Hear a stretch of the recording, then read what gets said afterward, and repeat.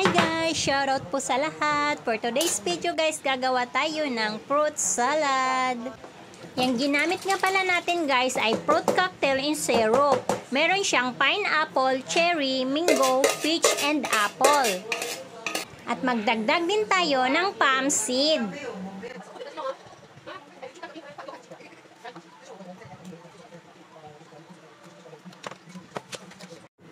So, ito na guys, instead na yung mga Nestle cream yung gagamitin natin, ay yogurt yung gagamitin natin para pang creamy. At ang yogurt na yan ay no sugar added. Matamis na kasi masyado yung fruit cocktail guys, kaya yung ginamit ko na yogurt ay yung no sugar added. At ayan na nga, hahaluin lang natin ito at pagkatapos maglalagay din tayo ng powder milk.